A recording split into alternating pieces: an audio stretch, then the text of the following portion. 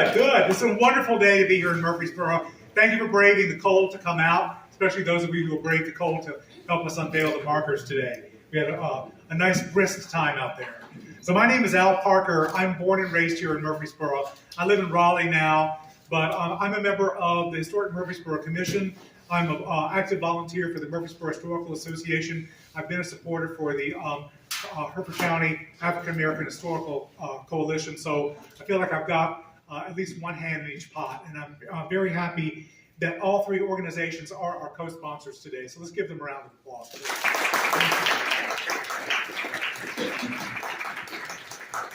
So for those of you who were not here, why is this guy talking to me today? Well, the reason I'm talking is because I'm the person that applied to the state of North Carolina to get the marker erected for Hannah Crafts. When I first read the bondswoman's narrative and learned of the work that Henry Louis Gates had done, I became inspired. And then I became even more inspired when I met Dr. Greg Heckmovich and read the life and times of Hannah Crafts. So I wanted to do what I could to help share her inspiring life legacy and her achievements. Really is very extraordinary what she was able to do. And Dr. Henry Louis Gates sends his regrets that he cannot be here today. I want to say that one of the biggest thrills about this whole thing is just getting to email back and forth with him, because I'm a big fan. He's a superhero in my eyes, so that's been a thrill for me. But he will be watching the video and is very interested to see what we do today here in Murfreesboro. So I'm so proud of the program that I have here to share with you today, because we have some of the most admirable and accomplished people that I know participating. So I want to thank everybody who's participating for being here. So we're going to start with a little bit of business. Did anybody lose a locket? Because if not, we'll auction it off to raise money for it. If you lost this, let me know. Oh, it's Debbie's. Okay, great. Debbie's the winner. Give her. All right. Thank you.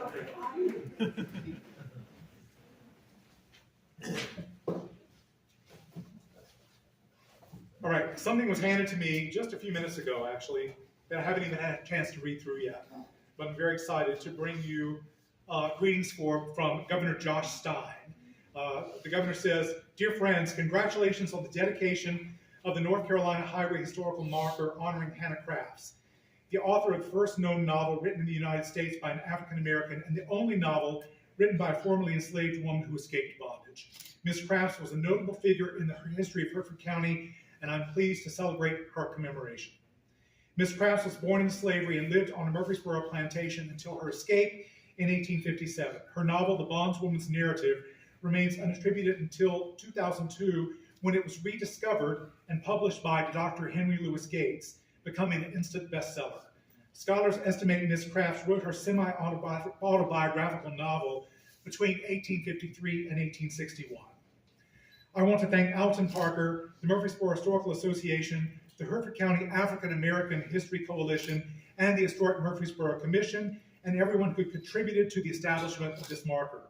Your generosity and commitment have guaranteed Hannah Craft's story will continue to inspire and educate for generations to come. When we acknowledge our history, we build a better and brighter future rooted in our shared values of freedom, justice, and opportunity for all.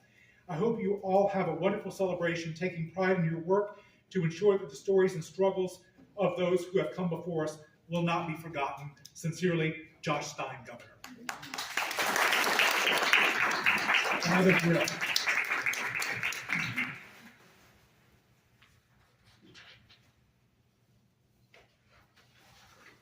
So we have quite a few folks who are going to speak to us today. I'm very excited about this. I first want to introduce the Honorable Yamal Vaughn, who is a native of Murfreesboro. He graduated from Hereford County High School in 2001. Upon graduation, he enlisted in the United States Air Force, where he was stationed at Hickam Air Force Base in Honolulu, Hawaii. While enlisted, he served on 2 deployments at Al Udeid Air Base in Doha, Qatar, in support of Operation Enduring Freedom, Joint Task Force Horn of Africa. After serving his country, he came home to serve his community. He founded and started the Murfreesboro Raiders youth football team and the Raiderettes cheerleading squad. He also started the 252 Venom 7-on-7 travel football team. He serves on numerous boards in Murfreesboro and Hereford County. He's a member of the Murfreesboro's Recreation Department and serves on the Hereford County Recreation Board.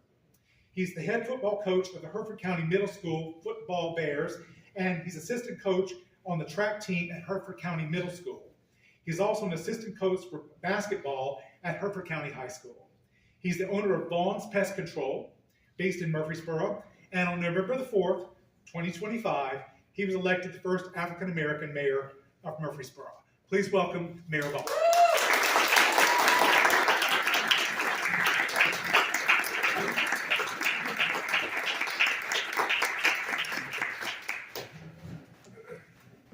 Good afternoon, everyone. Again, we want to thank you all for coming out. We want to welcome you to the beautiful town of Murfreesboro, where we believe that we are all one here together. We know that February is Black History Month, and it's amazing that we were able to get these markers put up today to honor Hannah Craft and also George Reynolds. You know, as I was listening to some of what Mr. Parker was saying about Hannah Craft, you think of how remarkable of a person she had to be. First of all, to be a slave and to actually learn to read and write, that means that somebody who owned her really actually took a liking to her to teach her to be able to read, unless she did it on her own. But most likely in those days, someone in the house would teach you how to read. So for her to learn how to read and write, that was amazing in its own. And then in order to escape, you can only imagine how difficult that had to be. We don't know if it was on the Underground Railroad. We don't know if it was through the Great Dismal Swamp or wherever it was where she escaped to freedom in the North. And then to actually be able to write a novel. She had to be a remarkable person. George Reynolds as well. He had numerous accolades, but it's not about the accolades. We also saw that he was a school teacher, and in order to be a teacher, you usually have to have the heart to serve. So we're thankful to honor these people, the strides that they made, which helps us be where we are today. And we're thankful that everybody came out, and we just want to remember that those people laid the ground so that we all can have the rights that we call inalienable, which are life, liberty, and the pursuit of happiness. So again, welcome to Murfreesboro, and thank you. Thank you very much. It is my pleasure to introduce Reverend Verna Lawrence Stevens. She is the youngest of two older sisters born to Cyrus and Reva Lawrence. She was educated in the Hereford County public school systems and graduated from C.S. Brown High School.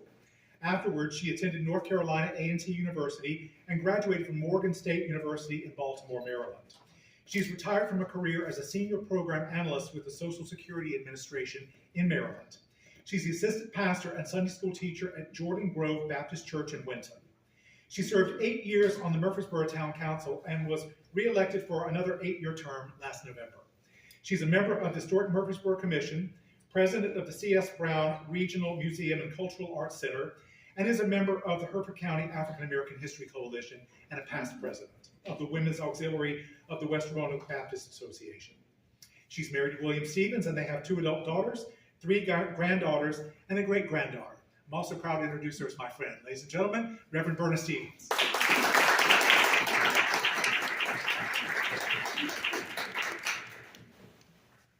Good afternoon.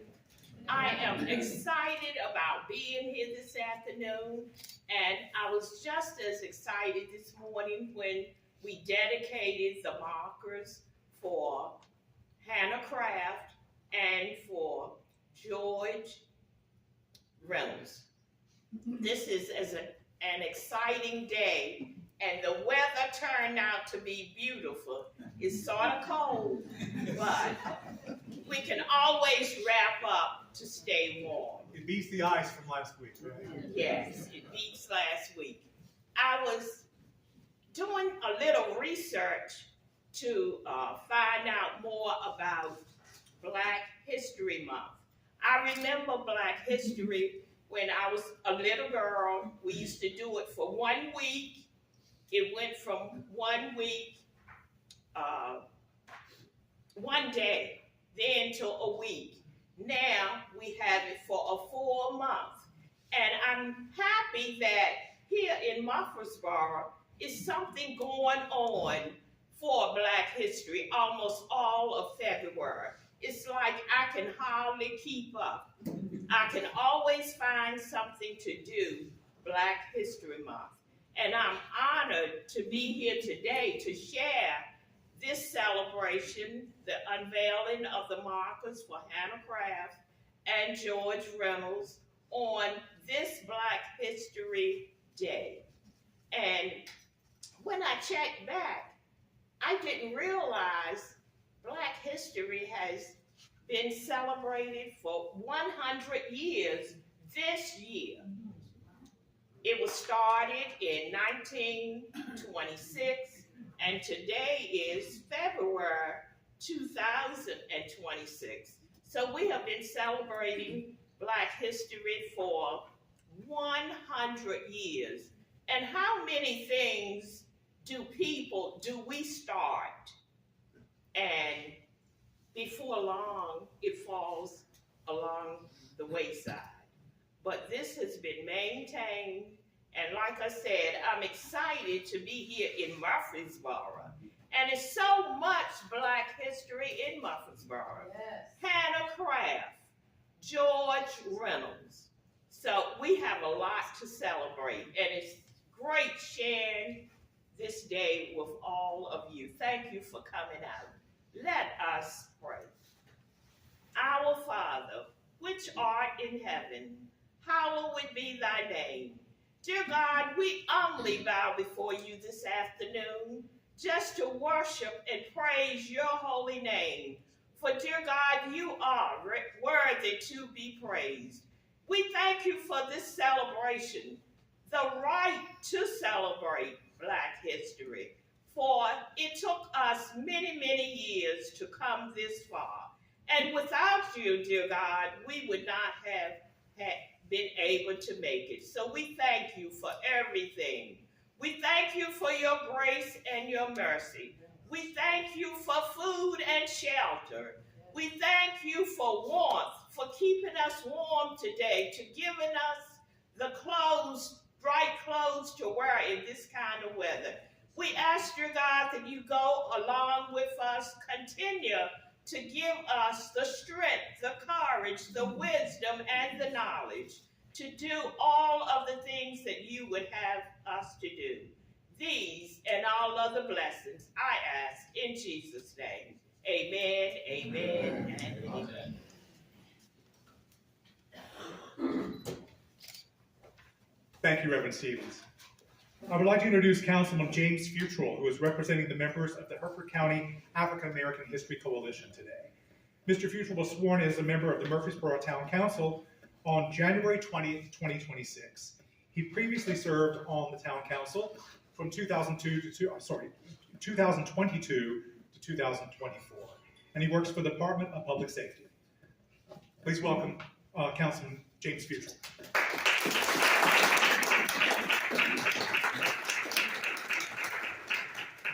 Good afternoon again, everybody. And on behalf of the Hertford County Coalition, I want to thank everybody for coming.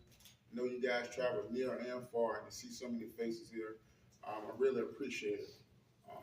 It's a pleasure to be a part of this coalition, to not only that we collect and document, but take moments to celebrate the rich history here on the northeastern side of North Carolina. And it makes me proud to be right here from the city of Murfreesboro. So thank you guys for coming. If you need anything, for people that are not familiar with the building, our bathrooms are to my left, your right. If you need anything, or if you need any refreshments, please see a member of the coalition. We'll be glad to have you. Thank you.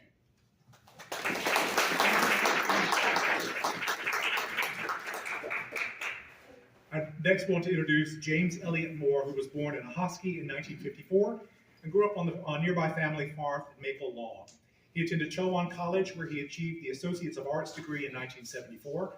From there, he went on to the University of North Carolina at Chapel Hill, where he was awarded the Bachelor of Arts in History in 1976 and Master of Science in Library Science in 1977. After working in public libraries for 4 years, he entered the civil service as an Army librarian intern at Fort Monroe, Virginia in 1981. During a career stretching over 39 years, he worked in libraries in Virginia, Kentucky, Alabama, North Carolina, Italy, and Belgium. Jimmy's a life member of the Murfreesboro Historical Association. He endowed the John Wheeler House there in 2016. Since 2022, he's been the president of the Murfreesboro Historical Association. He is a longtime member of the Historic Murfreesboro Commission, appointed by the Governor of North Carolina. He was appointed to the Board of Visitors for Chowan University in 2011 and was deeply involved in their 175th anniversary celebration. Jimmy moved back to Murfreesboro in 2021 after retiring from government work. While he says his ultimate goal is to retire in a villa in Tuscany with an unlimited supply of books and gin, he finds life in Murfreesboro to be a close second. Ladies and gentlemen, please welcome Jimmy Moore.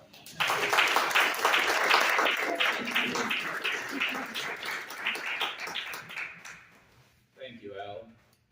In 2000, when I returned to the United States after living overseas for 12 years, no one had ever heard of Hannah Crafts. That was all about to change. On February the 15th, 2001, prominent scholar and academic Dr. Henry Louis Gates purchased the manuscript of the bondwoman's narrative at an auction in New York City. After extensive research and testing, the work was published in 2002. It made the New York Times bestseller list. Dr. Gates declared that the author was the first African-American female novelist in the United States. The story of the woman behind this book fired the imagination of Dr. Greg Hekimovich, then a professor at East Carolina University. His research carried him on a journey for the next 20 years.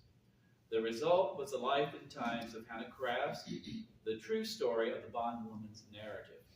His promotion of the book brought national attention to Murfreesboro when CBS Saturday Morning came to our town to interview him in the Wheeler House.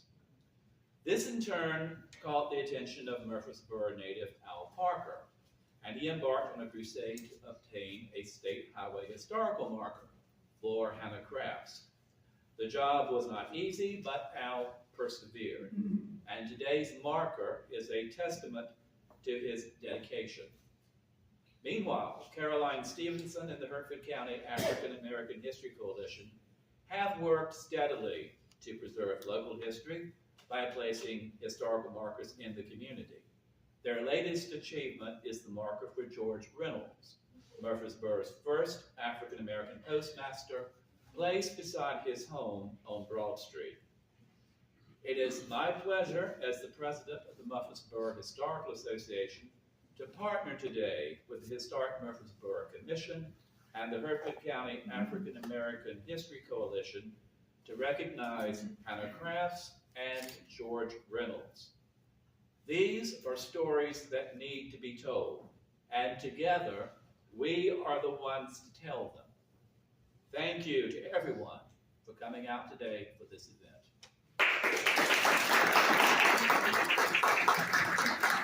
Thank you. It's my pleasure to introduce to you today Debbie Redding Hill, who grew up in Newport News, Virginia, and was a graduate of Chowan College. She married T.W. Hill, and they made Murfreesboro their home for many years. She has 2 children and 4 grandchildren. Her career was director of human resources for 10 years at Roanoke Chowan Hospital and 10 years at WCI Management Group in Myrtle Beach. Since moving back to Murfreesboro, she's very active in the Murfreesboro Baptist Church. At Chowan, she served on the Alumni Council and the Board of Visitors. Also in the community, she served as site manager, board of directors, and past president of the Murfreesboro Historical Association. She is now, I'm glad to say, the chairman of the Historic Murfreesboro Commission. Please welcome Debbie Hill.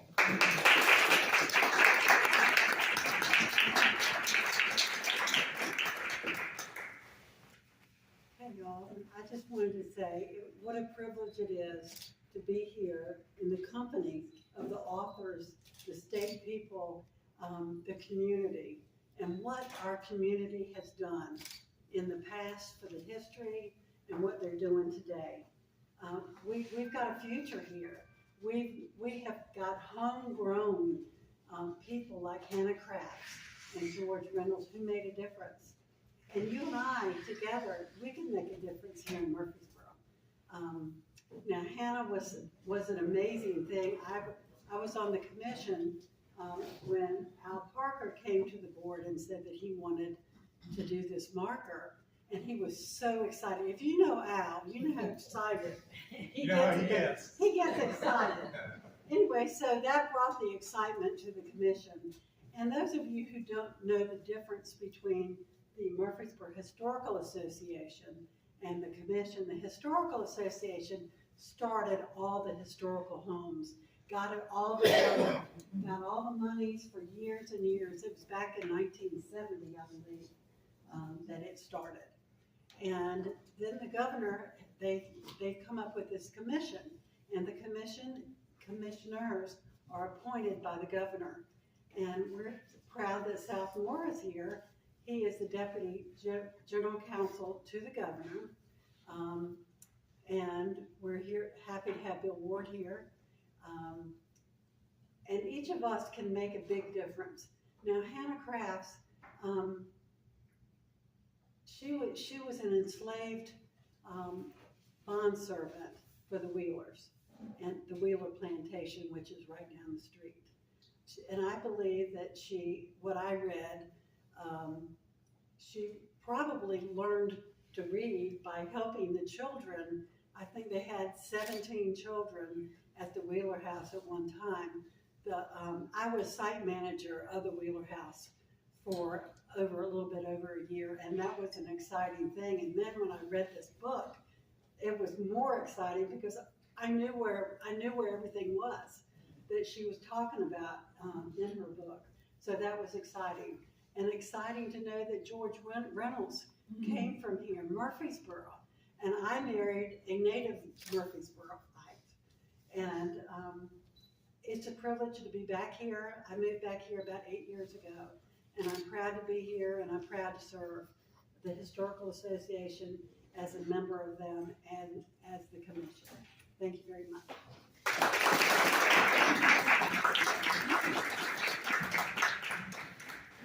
Lift Every Voice and Sing is the iconic opening line of what is called the Black National Anthem.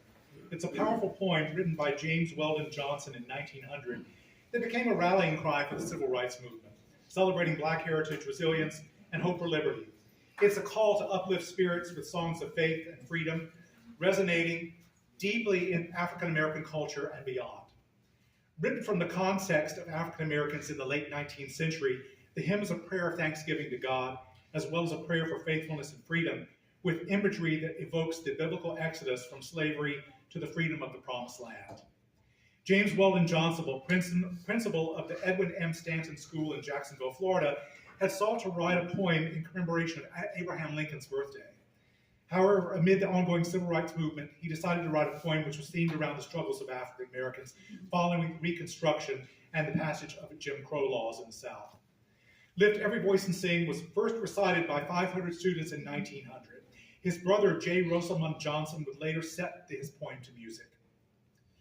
It was communally sung within the Black American communities, while the NAACP began to promote the hymn as the, quote, Negro National Anthem in 1917, and the term Black National Anthem is similarly used in the present day. It has been featured in 49 different Christian hymnals. I would like to introduce Brandon Vaughn. Brandon is a Murfreesboro native and graduate of Hereford County High School. He has a bachelor's degree from North Carolina A&T University in musical education.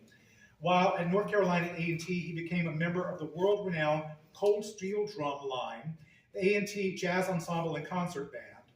For 3 consecutive years, Brandon was selected as first-chair tenor saxophonist for the HBCU Band Directors Consortium, 2 years in the HBCU All-Star Band, and 1 in the HBCU All-Star Wind Ensemble.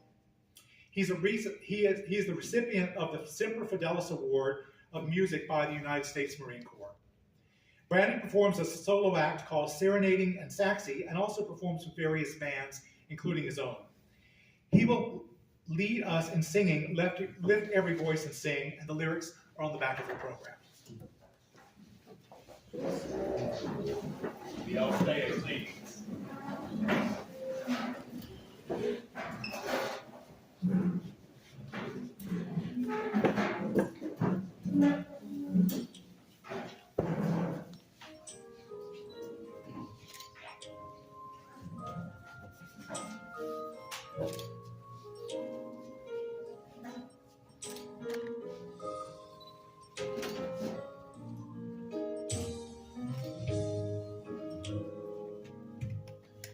Lift every voice and sing, till earth and heaven ring.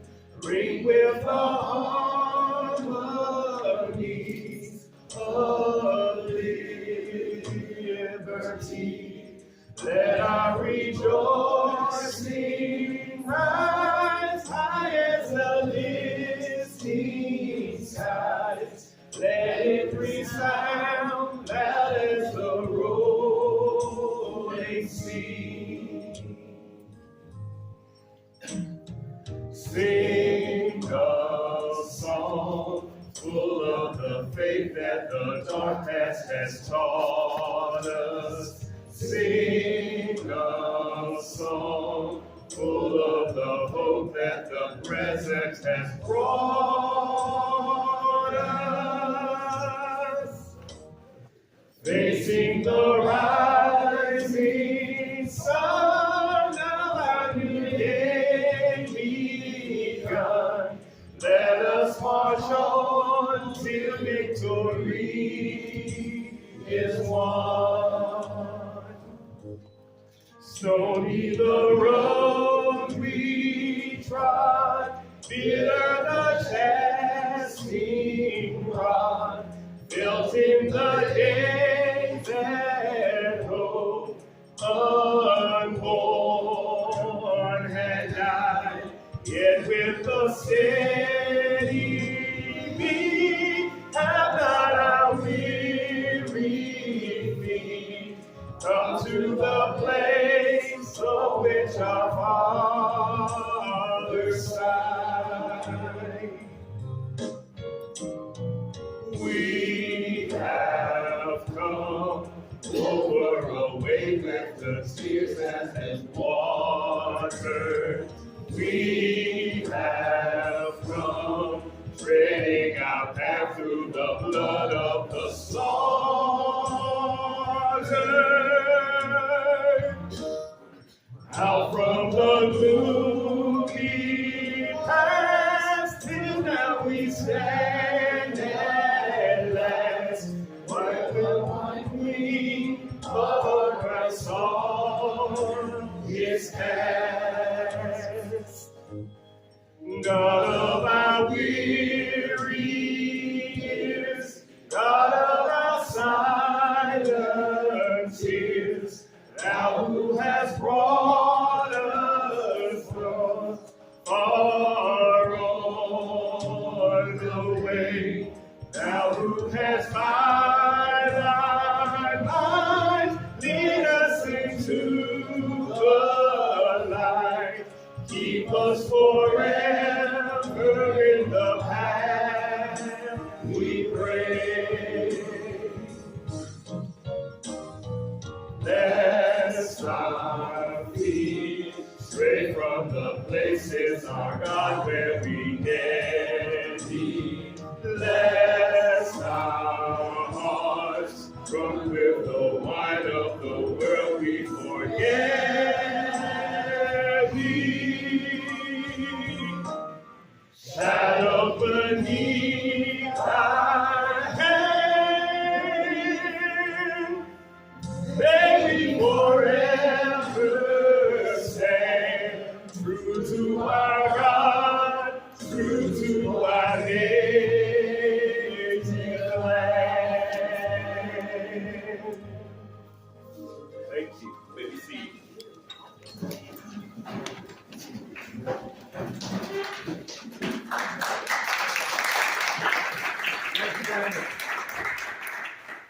We have quite a few people who have traveled from out of town to this event, and I want to introduce a few of them and ask them to stand if you would, please. First, we have South Moore. South is from the Governor's General Council, and he is also on the Historic Murfreesboro Commission. We also have Representative Bill Ward here today. Please stand. Thank you for coming. We have Briasha Buggs, who is here from Congressman Don Davis's office. We have Dr. Benjamin Speller, former archivist and longtime preservationist, and the first North Carolina Central Land Library Science. Says that we have to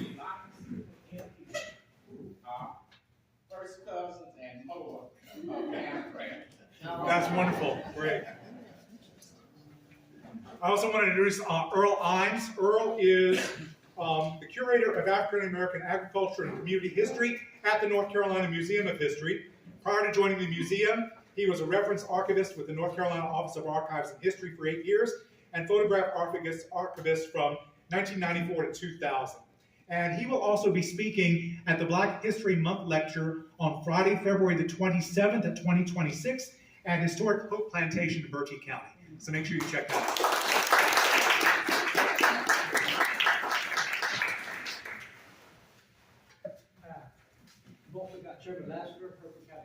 Oh, thank you. Thank you for pointing that out. I didn't get a chance to meet you yet. Thank you. Thank you. Also, we have Dr. Jason Miller, a distinguished professor and public scholar whose work has been featured on ABC and NBC Evening News, CNN, BBC, NPR, and The Rachel Maddow Show. His research on Martin Luther King Jr.'s I Have a Dream speech, which was first shared in Rocky Mount, North Carolina, is the subject of a documentary film called Origin of the Dream, and it will be broadcast on PBS very soon. So Dr. Miller, please. Welcome. Now it is my pleasure to introduce one of the most dynamic people that I know, Rosemary Thomas, Dr. Rosemary Thomas. She's the 24th president of Chowan University. And on a day when we celebrate significant firsts, I want to call out she's the first female president in the history of Chowan. Previously, she was executive vice president at Davis and Elkins College. Dr. Thomas is from Fairmount, West Virginia. She earned a BA in Political Science and Communications from Clemson University in 1990. She completed a master's in Public Administration from the University of South Carolina. She earned her doctorate in Educational Leadership at West Virginia University and has completed postdoctoral work at Harvard. Please welcome Dr. Rosemary Thomas.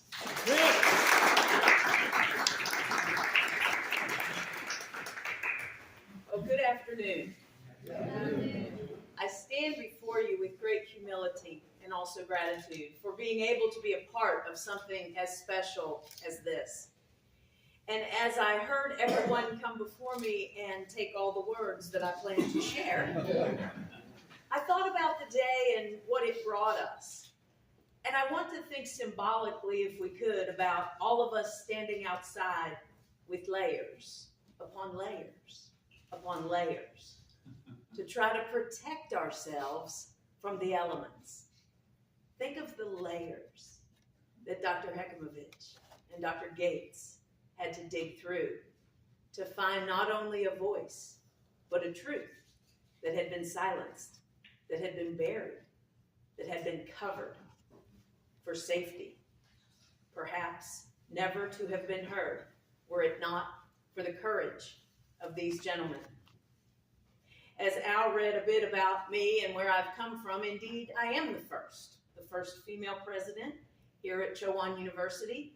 Somewhat ironic, a school founded for women 178 years ago, and it took me 176 years to find me. I'm also the first non-Baptist, which also speaks to the institution that has broadened beyond its Southern Baptist roots to be a Christian institution that is grounded in faith, family, and the future. I'm also the first, if you will, and no, I did not bring the snow with me from West Virginia, but based on my lineage and my home being in West Virginia, I am the first Yankee that has served this institution. And yes, it is true, we are not near Richmond, nor are we near Virginia Beach. It's a state all in and of itself, which started in 1863 because of the layers that it was not willing to tolerate. I come here to this institution and a part of this community to say thank you and to applaud the great work of Al and the others who made it possible for these monuments, these markers, to be placed in the visible sight of not only those who walk this way today, but for future and for generations yet to come. As we say at Chowan, when we talk about faith, family, and the future, there is an order to that. Because our God Almighty, in whom we give our trust, our beliefs, and all of our hearts, must come first so that we can have faith to move forward. And the family that we talk about is so aptly described by so many in this room as people related to one another. But dare I say, we provide an institution that allows people to create a family from within that campus. Ladies and gentlemen, I'm here to tell you, it is only if we get the first two right that the last one will happen. We must know our history. We must know from where we come. Our faith and our family will lead to that future. We're grateful for historians and for the work that they do. We are grateful for the public servants who have stood before you today with great pride and also humility. And I thank you for coming out, for putting those layers on so that we could pull some of those layers off to see what it is that we could have missed. God bless you all.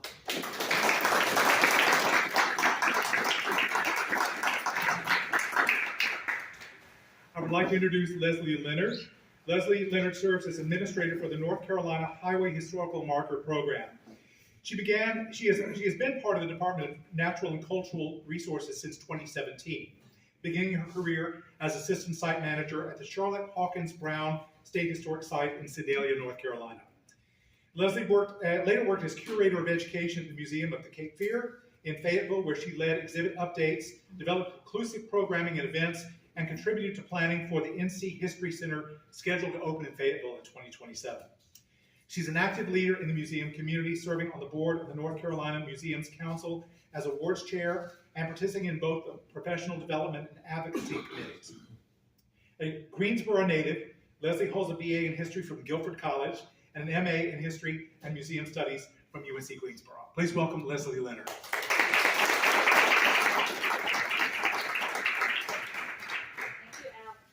So many of you guys were at the roadside when we unveiled the Hannah Crafts marker. Are going to hear a couple of things twice, but I want to make sure you guys really understand the importance of getting a highway historical marker.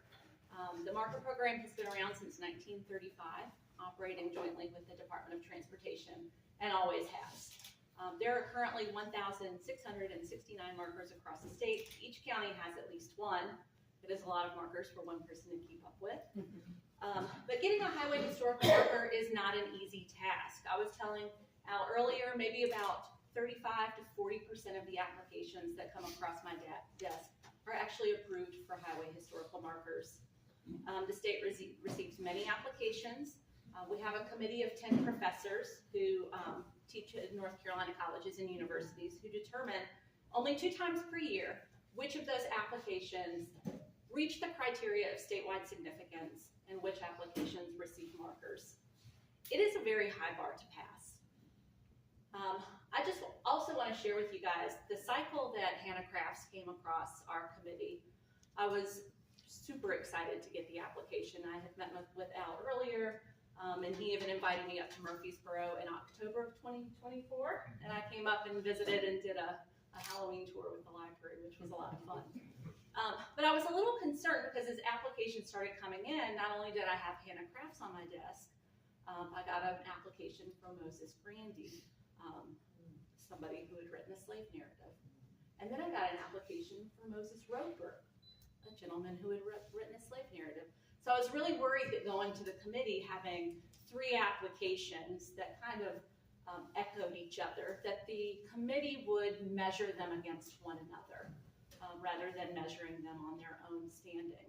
So we just kind of separated it out in the agenda a little bit so that the conversation would come up in 3 different times in the meeting. And thankfully they ended up approving all 3. Moses Grandy went up in September. Last year was here, it is September 2025. It was very hot. Today we dedicated Hannah Crafts, and at the end of the month I'll be in Caswell County dedicating that Moses Roper marker. So it's really exciting to see the committee measure each application based on its own merit. And I also want to comment, being here in Murfreesboro, the local community organizations that are putting up these additional markers that mark local history as opposed to these statewide significant markers. Hertford County and Murfreesboro specifically, you guys are really great examples of what it looks like for a community to come together determine what local history you want to mark, and get those things accomplished. The state invests in these highway historical markers to put them up across communities in the state, but you guys are investing in yourselves and your local communities to get other markers up that tell a fuller story of your community here, and you guys should really be commended for that.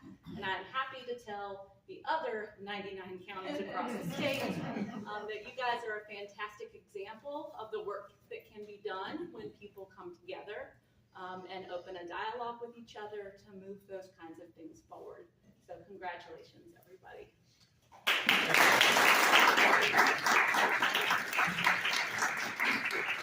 Now we're going to shift our focus a little bit off of handicrafts and start focusing a little bit on George Reynolds. We haven't talked enough about him yet, so we're going to do that right now.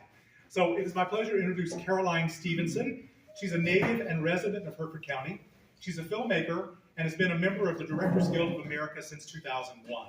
She founded the local nonprofit Cultivator in 2016. Caroline, as most of you are aware, does a tremendous amount of volunteer work in many capacities in our community. Her interests in history, storytelling, and social justice are apples that did not fall very far from the tree. She's the daughter of Frank Stevenson, who was one of the primary guiding forces of early historical preservation and restoration here in Murfreesboro. It's my pleasure to acknowledge Frank here today. He's actually one of our many wonderful historians that we have. He's one of my local heroes. Frank, thank you so much for everything you've contributed to our community. So it is my pleasure to introduce my friend, Caroline Stevenson.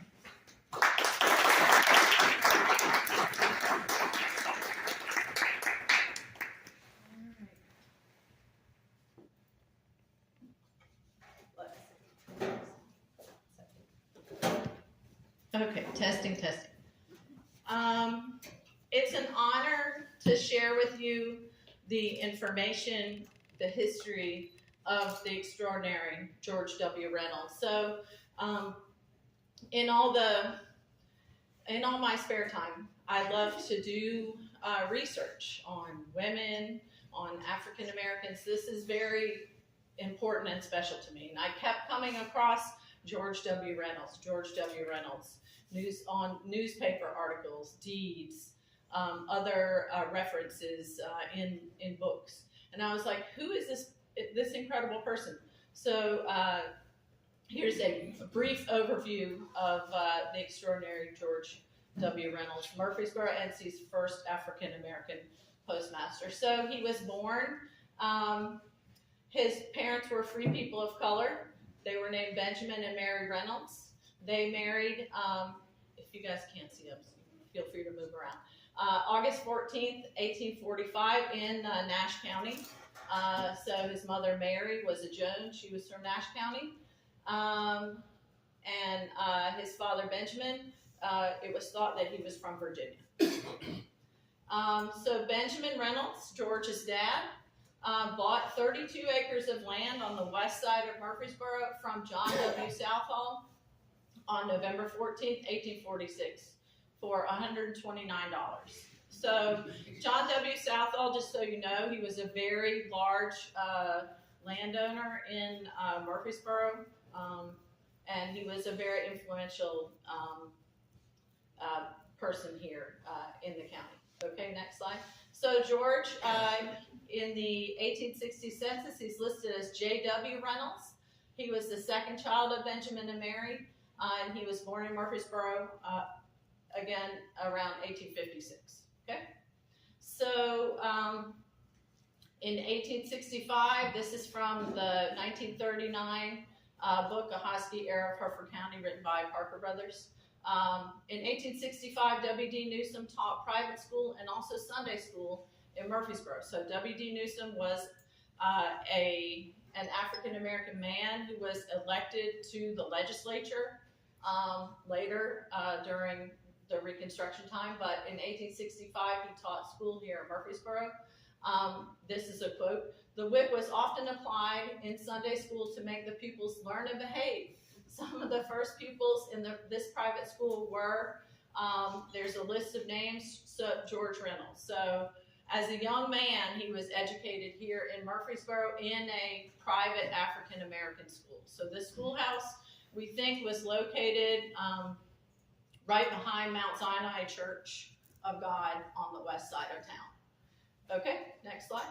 So at the age of 12, George wrote to the Freedmen's Bureau. So many people don't know that Murfreesboro had a Freedmen's Bureau office after the Civil War. It's very not a well-known fact, and that will be the African American History Coalition's next marker to the Freedmen's Bureau. We know who owned the building, we know how much they paid for rent for that building, and we know who the Freedmen's Bureau agent was, but we don't know where it was yet. So that's next year.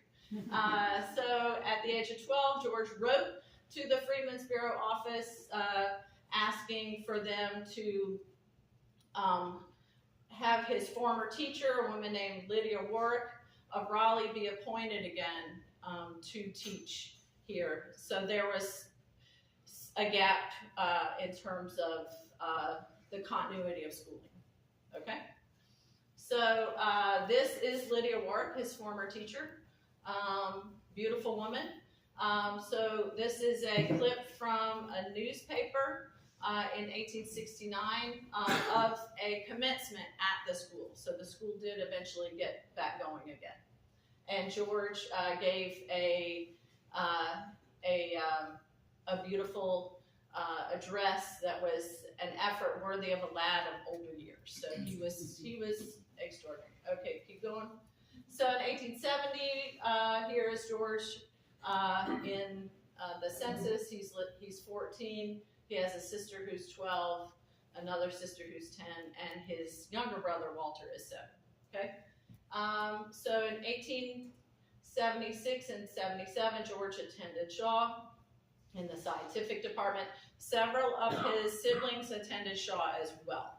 So many African Americans from Murfreesboro attended Shaw during this time. So he wasn't the only one.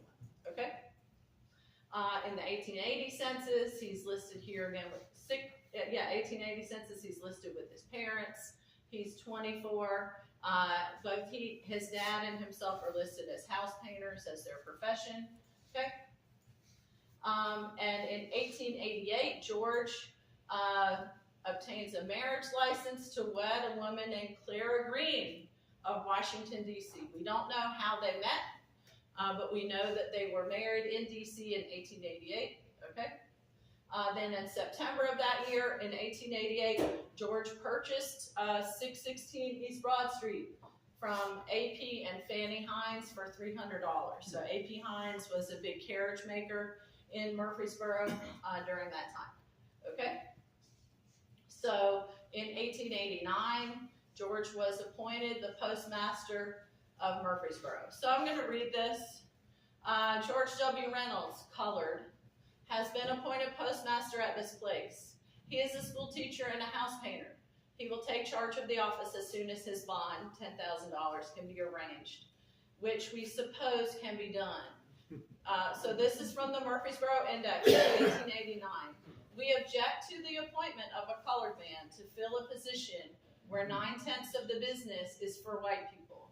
Yet, if we are to have a colored one, we prefer the appointment of prefer the appointment to anyone we know. So there's a whole lot in that, a whole lot. So I'm going to kind of leave it at that. However, you know that he was extraordinary because he was appointed at all. So, okay, next slide. In 1891, George passed away at the age of 35 of typhoid fever. He died at 616 East Broad Street. His burial place is unknown. So again, this is from the Murfreesboro Index in 1891. George W. Reynolds, colored, died at his home here on Wednesday of typhoid fever. George was a model colored man and was respected by both white and colored. Excuse the language, this is obviously a primary source. He was an excellent house painter, and his work always gave satisfaction. He possessed a fair education and spent some time teaching. So that was in the paper after he died. There would not be another African-American postmaster in Murfreesboro for over 100 years. Okay? So there are no known photos of George Reynolds. However, his widow Clara went back to Washington, D.C. after his death. She graduated from Howard with a degree in music education. She remarried in 1894, so like 3 years after George died. She lived a very long life. She died in Florida in 1964 at the age of 94. And I corresponded over Ancestry with one of her grandsons, and he said that Clara, his grandmother, would talk about George and Walter. So George had a brother named Walter. So even in her older years, she didn't forget about them. Okay? So the Reynolds Myrick House, where we were earlier, it's located at 616 East Broad Street. It was built circa 1855 by Samuel Powell, who was a coachmaker of Murfreesboro, so he was kind of in cahoots with A.P. Hines. In 2024, it was donated to the cultivator, and it's in the process of being restored. The goal is to open it as a community and educational space in June of 2026. Okay? We'd like to thank the William G. Pomeroy Foundation for funding the George Reynolds marker that stands in the front yard of his former home. We're, of course, accepting donations for this preservation effort. If you want to pitch in, we'd really love it. And also, copies of this presentation will be gladly emailed upon request. Okay? Please join us next Saturday, February 14th, at the opening of our America 250 NC exhibit, The Revolutionary Women of Hereford County. That's in Ahoskie at our Freedom Players Youth Theater building. It will be open in Ahoskie from February 14th to July 31st, free and open to the public. Okay.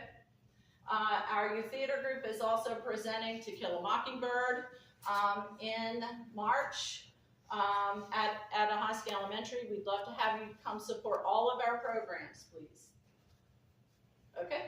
And then, please save the date for the 6th Annual Murfreesboro Juneteenth Freedom Festival. It will be Saturday, June 20th. Stay tuned for more info. And thank you so much for your time and attention. Thank you.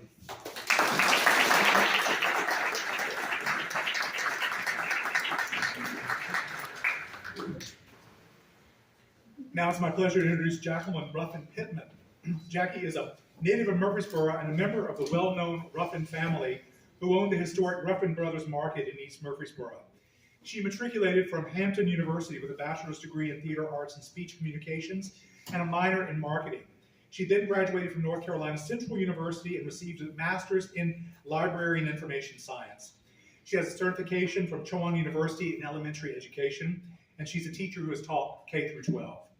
Ms. Ruffin Pittman is active in her community. She's the vice president for the Halifax County Underground Railroad Board and has served as vice president for the Halifax Democratic Women. She's a multi-talented singer, musician, historic interpreter, and she's also the author of Ruffin Brothers, a historical novel based upon her own family's history. Please welcome Jacqueline Ruffin Pittman.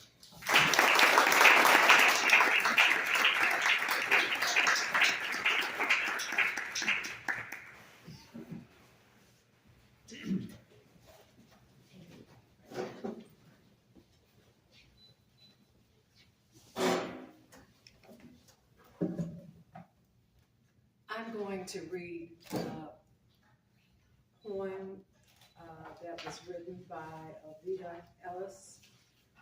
She shared this poem on Facebook, and I got so excited, I asked Al, could I read this poem? Hannah Crafts.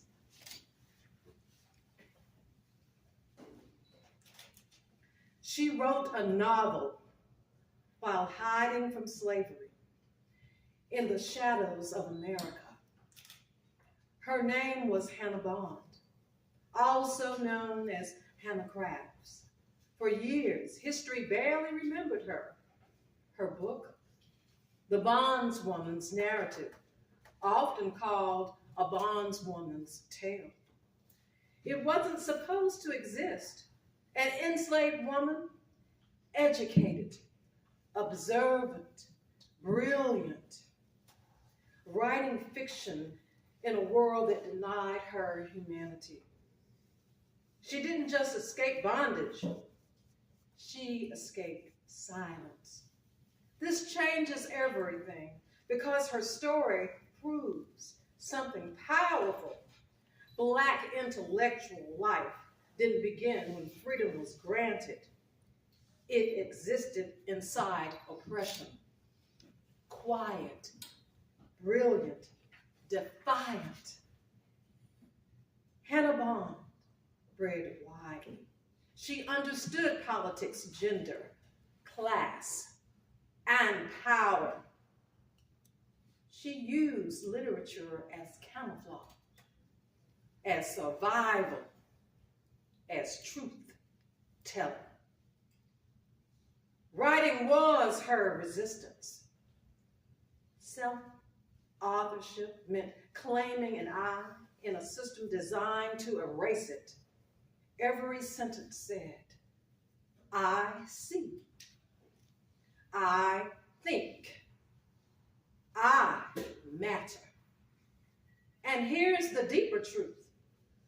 Her novel forces us to ask, how many stories were never found? How many manuscripts were burned, buried, or stolen? How many Black women thought deeply, wrote bravely, and were erased anyway? Hannah Bond reminds us literature has secrets. Archives have gaps. History has been edited, but some voices survive against all odds.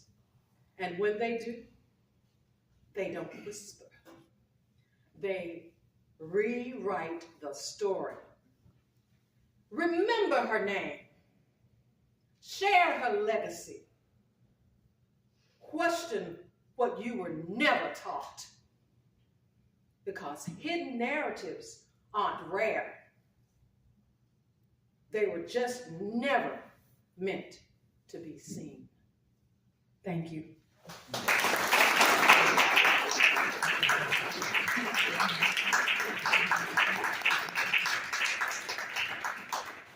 We're having a Black History program at First Baptist, Reverend Richardson's First Baptist in Murfreesboro, February 15th at 1 o'clock.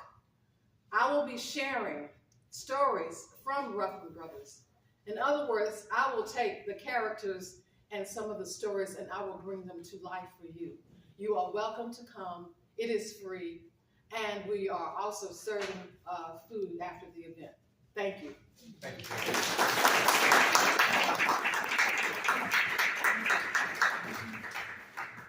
Dr. Greg Hekimovich is the author of The Life and Times of Hannah Crafts, winner of the Los Angeles Times Book Award and the American Book Award and the Phi Beta Kappa Christian Gauss Award.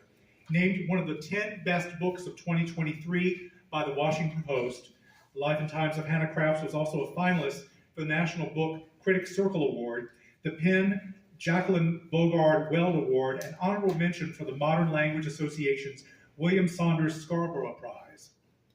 He is a 2025 Cullman Fellow at the New York Public Library and a 2025 Guggenheim Fellow recipient. His work has been supported by the Hutchins Center at Harvard University, the National Endowment for the Humanities, and the National Humanities Center. He's a graduate of the University of North Carolina at Chapel Hill. He obtained his master's and PhD from Vanderbilt University. I'm very proud to introduce Dr. Greg Hekimovich.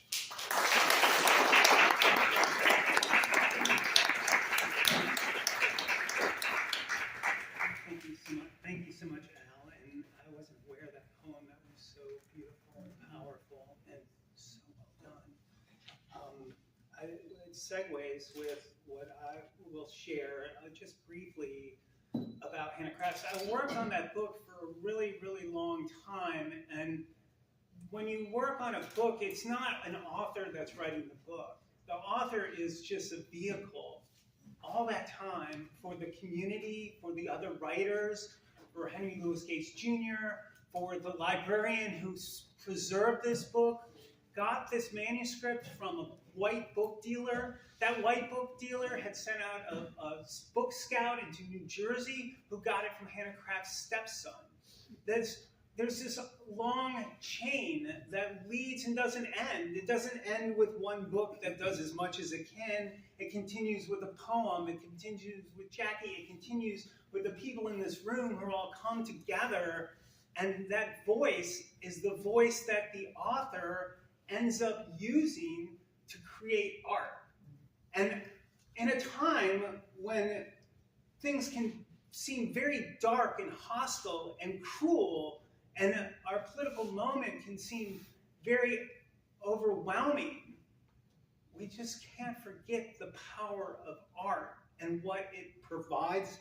And the whole time, all those years I worked on the shoulders and with all these people, I realized I was leading to one sentence that doesn't appear until late into the book, when I finally felt like I really understood Hannah Crafts. And what really made me understand her was her desire to make art and why you would do that. And so I wrote this bit.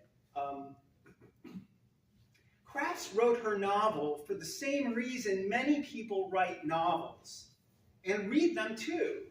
She yearned to transcend her world by living intimately within a story she could help form. And in many significant ways, the reimagined journey to freedom she portrayed in the bondwoman's narrative helped her realize the life she came to possess. She had to imagine a better world. She had to use the art of humor to flip the script on her enslavers. She writes this amazing scene. She has been forced to go to blackface minstrels where the white people cork their face and make fun of enslaved people. She's forced to watch those for her enslavers. And when she steals paper from her enslaver, she writes a scene that flips it.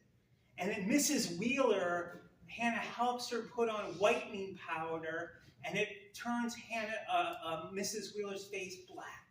And she writes this amazing scene. This did not happen in history. This happened in an artist's mind. An artist's mind who created an art that borrowed from white writers and black authors.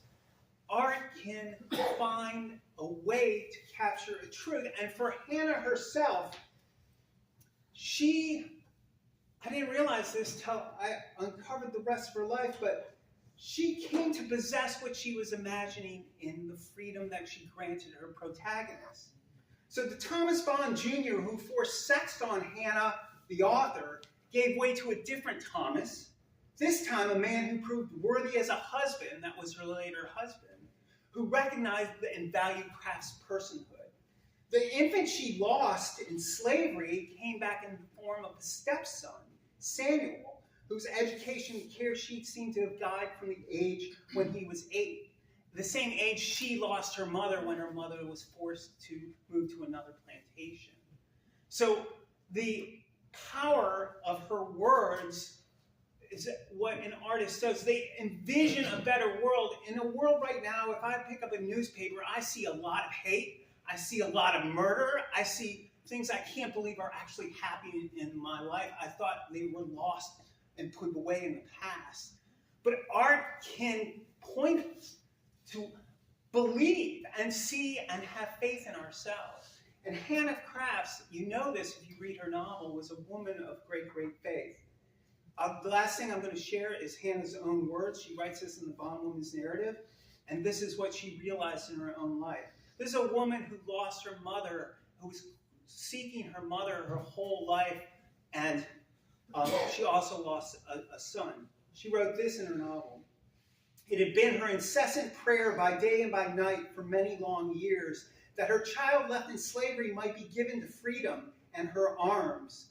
She had no means of bringing about this great desire of her heart, but trusted all to the power and mercy of heaven. So strong was her faith that whenever she beheld a stranger, she half expected to behold her child. In a way, this is exactly what happened in her life.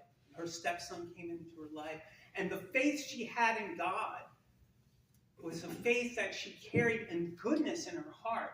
And if she saw a stranger, she didn't think you're an other, you're somebody who should be expelled, sent away from my community. She saw in a stranger always her own self, her own son, her missing son. And I just find her work to inspire me, particularly the darker things get sometimes in the contemporary America.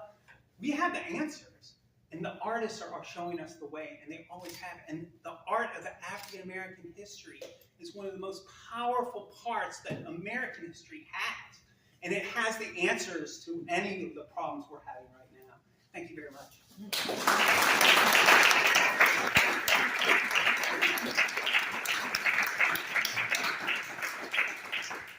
Before we end our program today, I want to let you know that there are amazing opportunities right here in Murfreesboro to join our host organizations and really make a difference in this community. Most of you know I live in Raleigh, but I was born and raised here in Murfreesboro. My roots are here, just like Jimmy Moore, like Caroline Stevenson, Yamal Vaughn, Berna Stevens, Brandon Vaughn, Jacqueline Ruffin Pittman, and my brother Mark. I feel called back to Murfreesboro to give back to the community that gave me so much. On a personal note, I want to dedicate all the work I've done on the Handicrafts marker and today's ceremony to a woman who was very influential in my life, Millie Ophelia Faison Powell, who would have been 104 years old today.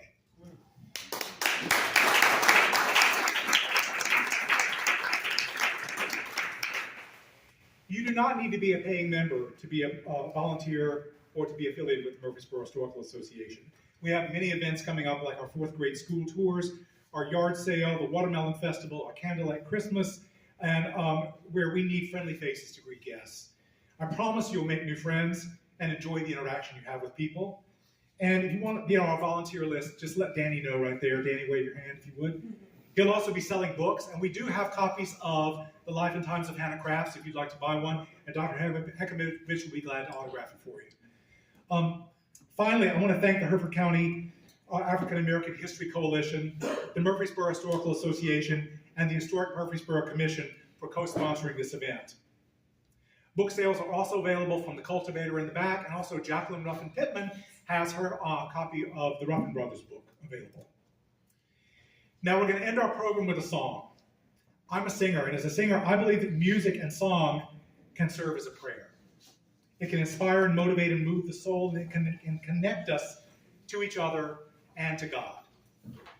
A Change Is Gonna Come is a song written by American singer-songwriter Sam Cooke. It initially appeared on his album, Ain't That Good News, released in mid-February 1964 by RCA Victor. The song was inspired by events in his own life, most prominently while he and his entourage were turned away from a whites-only motel in Louisiana. Cooke felt compelled to write a song that spoke to his struggle and to those around him. And that pertained to the civil rights movement and to African Americans in the country. Although it was only a modest hit for him in comparison with his other singles, it's widely considered one of his greatest and most influential compositions, and has been voted among the greatest songs ever recorded by various publications. In 2007, the song was selected for preservation by the Library of Congress by the National Recording Registry, having been deemed culturally, historically, or aesthetically significant. In 2021, Rolling Stone magazine placed it at number 3 on its list of 500 greatest songs of all time. That's pretty good. And in 2025, Rolling Stone also placed it at number 1 on its list of the 100 best protest songs of all time. Please welcome back Brandon Vaughn to sing A Change Is Gonna Come.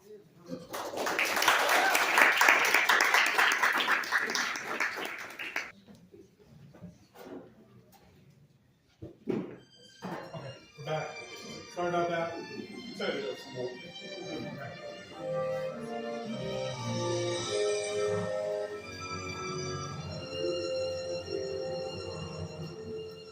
I was born by the river in a little town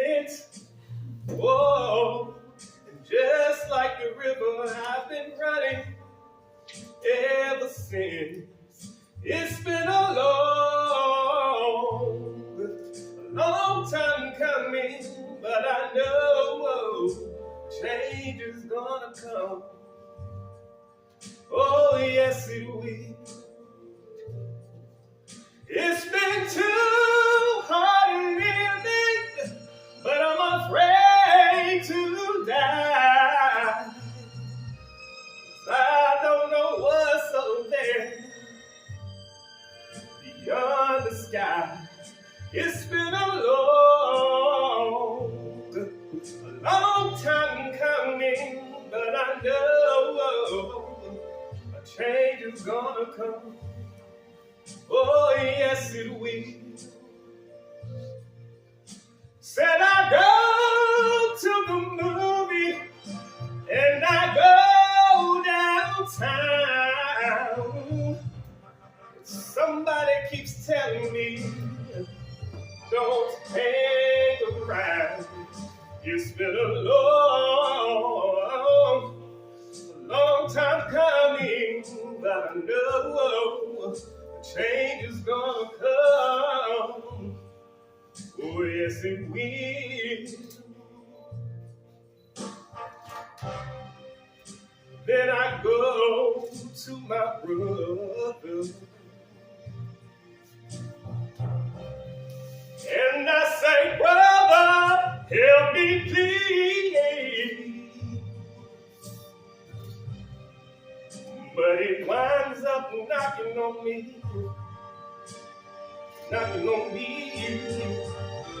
back down on my knees. Whoa, there's been times that I thought I couldn't last for long, but now I think I'm able to carry on. It's been a long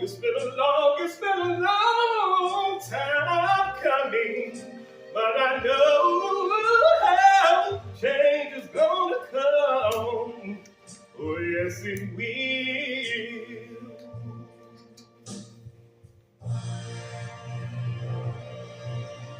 Thank you.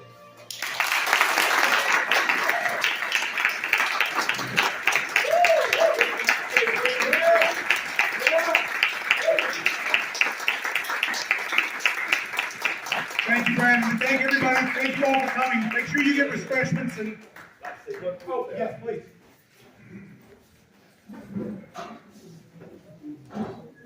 I'm loving what I'm seeing here today, mainly because I always hear about Murfreesboro don't like a Hoskin folks. Hoskin folks don't like Murfreesboro folks. Then the black folks in the county don't want to get along with the white folks in the county, and the white folks in the county don't want to get along with the black folks. But today, we are starting to put that narrative to an end and bring about change for this county. And I appreciate all of you. Amen.